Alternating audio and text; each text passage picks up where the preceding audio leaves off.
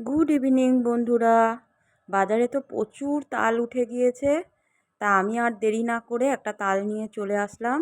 কারণ আমার ছেলেরা খুব তালের বড়া, তালের যে কোনো আইটেম খেতে খুব ভালোবাসে।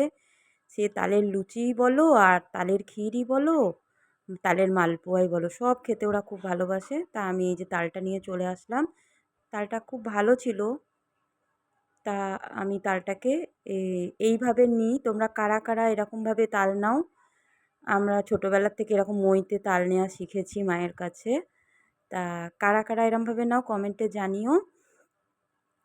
তা ছোটোবেলায় যখন তাল নিতাম মা আমাকে বলতো যে তালটা তুই এরকমভাবে নিয়ে রেডি করে রাখ, আমি চান টান করে এসে বড়া ভাজবো। তা তখন ছোট ছোট হাত, খুব কষ্টই হতো। ভাবতাম যে মা আমাকে দিয়েই কঠিন কাজটা করাচ্ছে। কিন্তু এখন ভাবি যে কাজটা শিখেছিলাম দেখে আজকে ছেলেদেরকে তালের বড়া করে খাওয়াতে পারছি। আমার কষ্টটা কষ্ট মনে হয় না তখনকার। তা না হলে হয়তো, না শিখলে হয়তো আজকে ছেলেদেরকে দোকান থেকে কিনে এনেই তালের বড়া খাওয়াতে হতো। যাই হোক, কষ্টটা আমার এখন মানে সার্থক বলে মনে হয়। মা শিখিয়েছিল বলেই হয়তো তখন রাগ হয়েছিল হয়তো মায়ের ওপরে। কিন্তু এখন সেটা খুব আনন্দে পরিপূর্ণ হয়ে যায়। যখন ছেলেদেরকে আনন্দ করে ছেলেরা খাওয়াতে পারি বা ওরা আনন্দ করে খায়। যাই হোক, আমার তালটা নেওয়া হয়ে গেল। তারপরে দেখো এর মধ্যে সুজি নিয়ে নিলাম মাপ মতন। তারপরে ময়দা, এক এক করে ময়দা, আর আর এর মধ্যে নারকেল কোড়া, অবশ্যই নারকেল কোড়া তো দিতেই হবে। আর আমি একটু কলাও দিয়ে দিই, কারণ কলা দিলে বেশ সফট হয় জিনিসটা। তা বাজার থেকে ছেলে সিঙ্গাপুরি কলাই নিয়ে চলে এসেছিলো, তাই দিলাম। সিঙ্গাপুরি কলা আমরা দিই না যদিও কোনো দিন, কাঁঠালি কলাই দিই।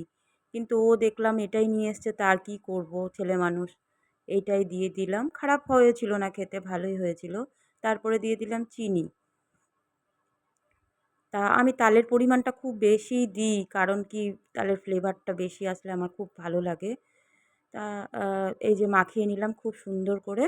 তারপরে এই যে তেল গরম করে কড়াইতে বড়া ভাজা শুরু হলো। তালটা খুব ভালো ছিল, কিন্তু পরিমাণে তালের যেইটা কাইটা খুব একটা বেরোয়নি। কিন্তু তালটা খুব ভালো ছিল খেতে। বড়াটা খুব ভালোই হয়েছিল। তাল কার কার বাড়িতে তাল বড়া করা হয়ে গেছে জানিও একটু। যাই হোক, আমারও আমার ছেলেদের খাওয়ানো হয়ে গেল। জন্মাষ্টমীতে আসতে অনেক দেরি থাকে, সেই জন্য আমি একটু অ্যাডভান্সই করে ফেললাম, কারণ জন্মাষ্টমী আস্তে আস্তে তাল ততদিনে শেষ হয়ে যায়। সেই কারণে অপেক্ষা না করে ছেলেদের খাইয়ে দিলাম। তা কেমন লাগলো ভিডিওটা একটু জানিও, লাইক কমেন্ট করে দিও ভালো লাগলে। টাটা।